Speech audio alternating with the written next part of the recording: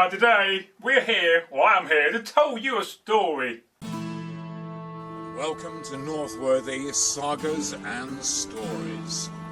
Please watch our videos and feel free to leave a comment. Please subscribe and also click on the notification bell. Thank you for watching.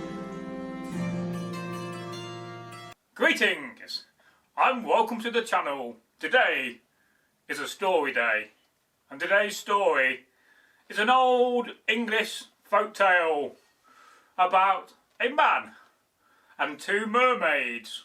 And on the channel we have told quite a few merfolk stories a long time ago, in the times of the Anglo-Saxons and later on the Vikings and the Anglo-Normans. There lived a man, and he lived in a farmstead, a small farmstead on the edge of the coast. Some say he lived in Lincolnshire, whilst others claim the story comes from Yorkshire. As to the origin, it is irrelevant. The story is the key and the most important thing. Now our man, he was a farmer and a fisherman. He was very well known for having the ability to catch lots of fish. And he was also well known in the area he lived in for having a very good farm. He was a great farmer. He had cows, not like the black and white cows that we see today, more like the Highland cows we see in Scotland with brown fur. And he had lots of sheep and goats. Now one day it was a stormy day, and he was a bit bored in his longhouse, and he thought, well, it's going to be sunset soon and I'll go for a walk. He put on his favourite cloak and to have a walk along the sea edge, along a cliff to a beach, because he often used to go beach combing, because you never know what may turn up on the beach. On a rare occasion he found barrels of mead. No doubt barrels that have, well, been, cast into the sea when a longship is wet. And that has been happening for a long time throughout history. And England and Great Britain, or Britannia, is well known for having lots and lots of shipwrecks. Now on this occasion, as I said, it was a stormy night. It's not long gone past sunset, and he was stretching his legs. He's had a hard day's work. He was also very well known for being a smithy, a blacksmith. He was superb at making things, from Dane axes to sea axes. And he was walking along the cliff, and he looked down where the beach he was going to have a walk, and he saw something in the sea. He rubbed his eyes and he thought, what's that? And he saw these two creatures having a fight. At first he thought it was two men fighting in the sea, but he said, well, that can't be true, because who in Hoheim would fight in the sea? And he rubbed his eyes again and looked a bit closer down. He was still very confused by what he saw, so he thought, I'll walk down the old coastline, an old path, to get a closer look. And he did this. And he came halfway between where he was and the beach, and he looked again. And these two creatures were fighting each other. He couldn't believe it. He couldn't believe what his eyes were seeing, for it was indeed. And can you guess what he saw? Well, I think you know from the title of the video and my description earlier that this man, this warrior, this Viking, saw two mermaids fighting. A very unusual sight indeed. He rubbed his eyes in disbelief, thinking that this is the first time he's ever seen merfolk and the first time he's ever seen a mermaid, or even two mermaids, in his life. And one of the mermaids had a shield and a spear, and the other one had a small knife. And the one with the spear, the one with the knife, was winning the fight. Well, he continued to walk down the path, and he got to the point where he reached the beach, and the two mermaids were startled to see him there, standing. He was actually in shock. He couldn't really move much. He was in disbelief, and I think you and I would also be in that situation, at seeing a fight between two mermaids in the sea.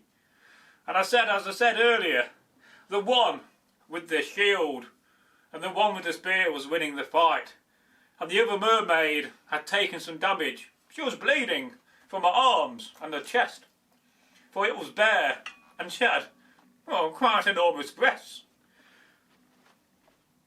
And so he continued to walk. He kind of shook himself out of the shock, thinking he's got to do something here, but he didn't know what to do. The only thing he had on him was a sea axe. He did not take a shield out on his walk or an axe, so he couldn't exactly join the fight. And he was still some distance away because it was a very wide and long beach, and the sea was out, and there was lots of sand in between him and the sea with the tide. And the mermaid who was losing the fight, the one with only a knife, like this, possibly, came onto the land. She was swimming onto the land and trying to get away, but the other mermaid, the one with the shield and the one with the spear, would not follow. And he looked up in the sky and he realised it was a full moon. He remembered this and thought it was very important. And so he kind of ran down screaming and got his sea axe out, shouting some Viking swear words at the other mermaid, because he knew he had to do something. I don't know, what would you do? Leave it in a comment, and don't forget to subscribe as well if you're not subscribed.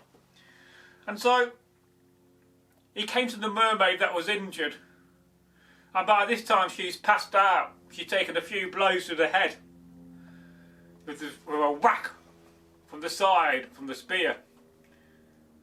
And the other mermaid had swum off, thinking that this other mermaid was going to die. Well, the man, the Viking, he knew only one thing what he could do. He took his cloak off and he covered the mermaid with a cloak. She was half human from here and half a fish. And he picked her up. He didn't know whether to throw her back in the ocean or take her back home to his longhouse. So he decided to do this. He picked her up in his arms and wrapped her up, first of all, in his cloak. And a few minutes passed when he was walking up the beach, and suddenly the tail of the fish turned into legs. He was astonished by this. He'd never seen nothing like it. He thought, well, it's, you know, I've heard about shape changes, but I've never seen a mermaid like this before, and this was the first set of mermaids he's ever seen. He's heard many stories around the fireside about merfolk, and he never really believed that they existed until now. And so he walked back to his longhouse. His fire was roaring, and it was warm in his longhouse. And he put the mermaid to bed. He gave her some water. She was still unconscious. He didn't know what to do. He thought, I'll wait till morning and see whether she survives or not. He was thinking that the mermaid would die and he'll have to dig a hole and bury her. I'm not telling anybody. But the morning came about. He did not go to bed that night, concerned about this mermaid. She was covered up on a straw bed, in a wooden framed bed, with loads of furs, so she kept warm, and he kept on putting wood on the fire to keep the longhouse warm. And in the morning came, she was still alive, but still she was in a deep sleep. And this stayed like this for a few days, 3 days in fact, passed, until she woke up. And when she woke up, she was startled and astonished to be in a building, for she has never been or stepped into a building before. In fact, this was the first time she had walked on land. She looked down to see that her fishy tail has gone, and she got two long legs. She could speak Viking for some reason, and they chatted and introduced each other. They of course remain nameless in this story, which is often the case with folk tales. And they got to know each other over a few days. And it turned out that this other mermaid who was fighting was your arch enemy and had been hunting her for a long time. And she said at some point she's got to go back in the sea and fight this mermaid. She said she'll come back on the full moon again to search for me along the coast to see and find my body. And if she does not, because merfolk have a lot of awareness and are very clever like this, she'll come back again. So she begged the man, he said, you must make me on the full moon, the next full moon. In 30 days you must make me a spear and you must make me a new knife. For she lost her knife, her sea axe in the fight.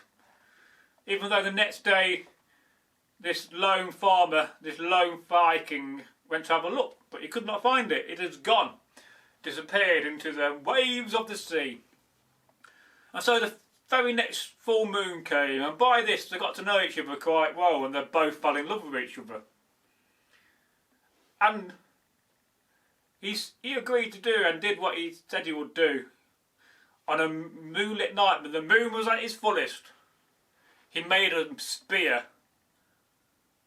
on the forge, and he hafted it onto a shaft, and he made a new sea axe with a bone handle.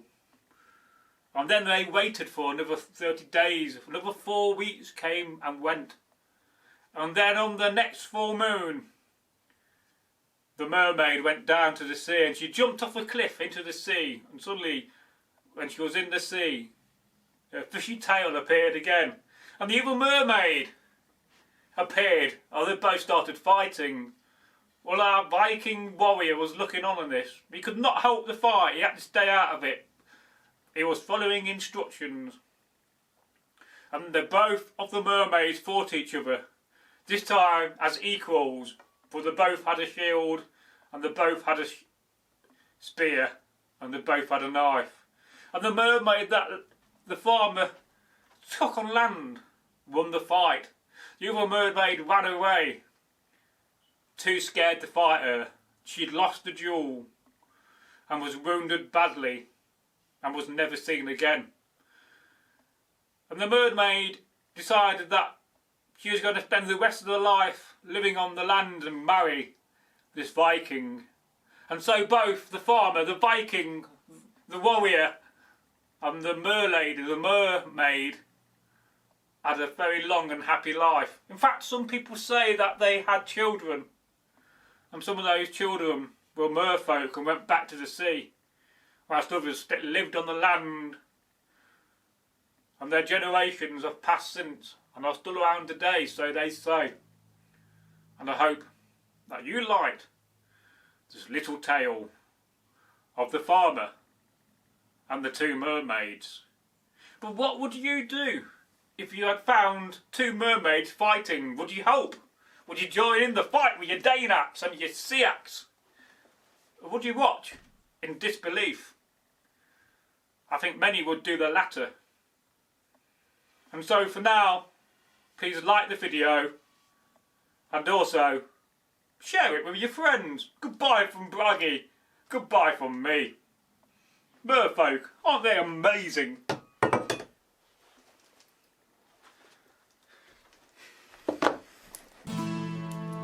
Welcome to Northworthy Sagas and Stories. Please watch our videos and feel free to leave a comment.